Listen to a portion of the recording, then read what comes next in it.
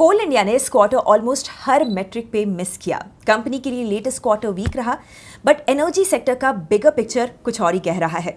Hi everyone, मैं हूँ Gauri and in the first story we will have an interesting deep dive on exactly this. In the second story, railways ने uniform freight rate के साथ cement transportation का rate card reset कर दिया है और इसका direct impact middle class families तक जाता है, brick by brick, cement by cement. Third story में we will dig into something unusual happening with Groww stock. IPO के बाद स्टॉक अपने डेब्यू सेशंस में राइज हुआ, रैली दिखी, बट फिर लोअर सर्किट हिट हुआ। What exactly is happening there? We will see. Let's get to it then.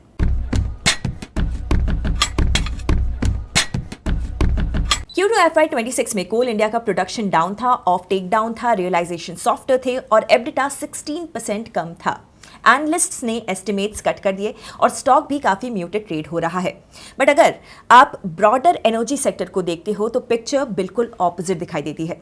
India में electricity consumption continuously ऊपर जा रहा है।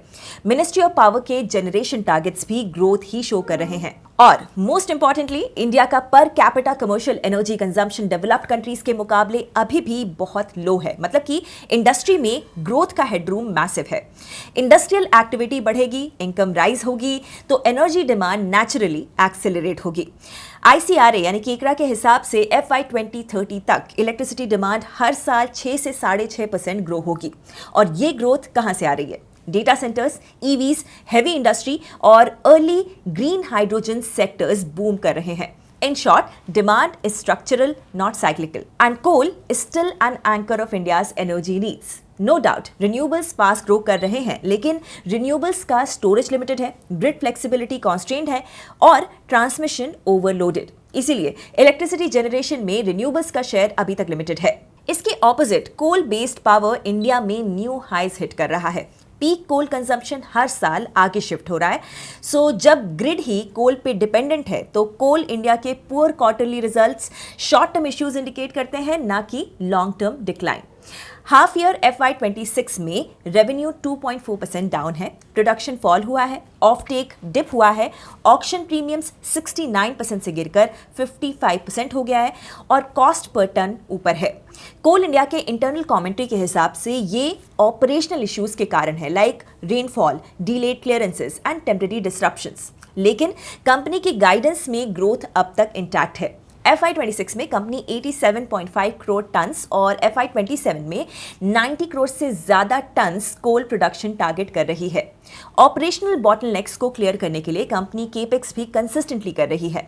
FY 25 में कंपनी का केपेक्स 21,000 करोड़ से भी ज़्यादा था और FY 26 में 16,000 करोड़ रुपीस के केपेक्स का प्लान है।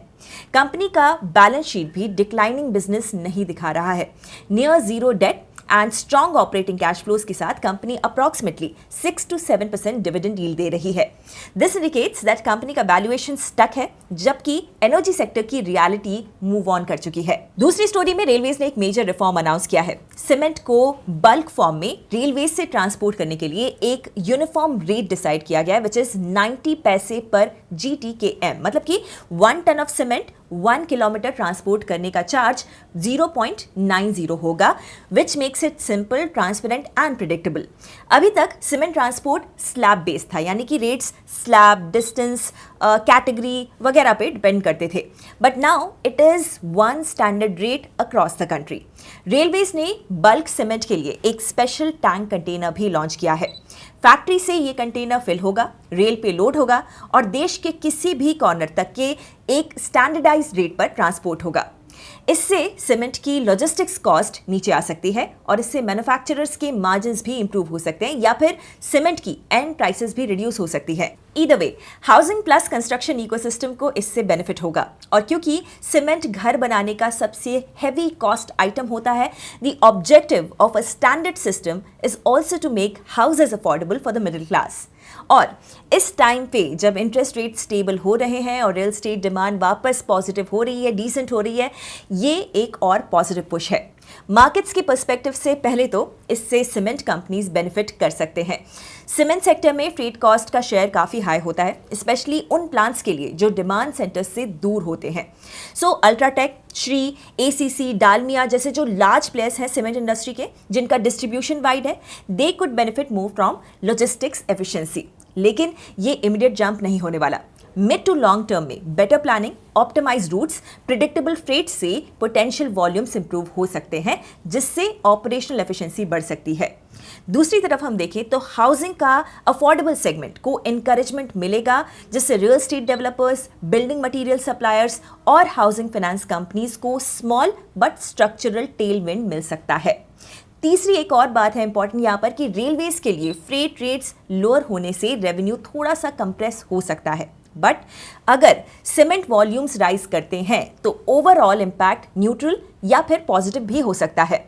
साथ में specialised tank containers, bulk cement terminals, evacuation infra, इन सेक्टर्स को भी यूटिलाइजेशन बूस्ट मिल सकता है। But it remains to be seen if the cement companies will actually capture the benefit if housing demand remains strong enough to translate the benefit of reduced freight into better volumes. Third story में grow के IPO के बाद उसका stock काफी volatile दिखाई दे रहा है। Market में जैसे ही स्टॉक लिस्ट हुआ, शॉर्ट टर्म ट्रेडर्स और लॉन्ग टर्म इन्वेस्टर्स ने मिलकर स्टॉक की इनिशियल रैली को फ्यूल किया। और देखा जाए तो ग्रो के नंबर्स भी इंप्रेसिव है। स्ट्रॉन्ग यूजर ग्रोथ और मार्केट शेयर की वजह से लोग हाई मल्टीपल्स दे रहे हैं स्टॉक के लिए, यानी ये rally technical factors plus business expectations का कॉम्बो था।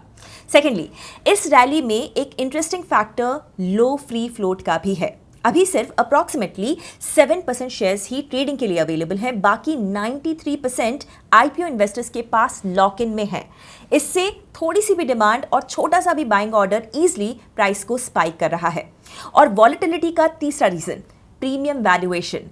नाउ आईपीओ में इम्प्लाइड वैल्यूएशन 61,000 करोड़ रुपीस के आसपास था, लेकिन स्टॉक ने एक पॉइंट पे 1.15 लाख करोड़ रुपीस क्रॉस कर लिया। एनालिस्ट्स ये कहते हैं कि ग्रो को टेक स्टाइल वैल्यूएशंस मिल रही हैं because of rapid user growth. लेकिन कॉशन ये भी है कि ब्रोकिंग बिजनेस साइक्लिकल होता है। अगर मार्केट स्लो हुआ तो रेवेन्यू इंस्टेंटली गिर भी सकता है।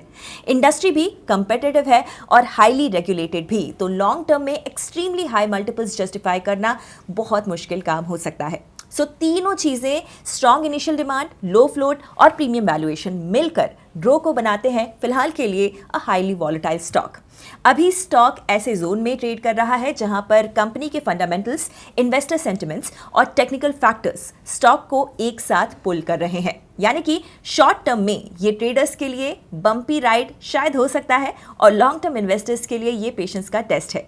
इन्वेस्टर्स के लिए इनकी लॉन्ग टर्म ग्रोथ स्टोरी और साथ ही रिस्क टॉलरेंस दोनों को बैलेंस करना इंपॉर्टेंट होगा। इस वीडियो के लिए बस इतना ही। एक तरफ कोल इंडिया के क्वार्टर वीक हो सकते हैं, बट इंडिया का पावर सिस्टम अभी भी कोल पे डिपेंड करता है।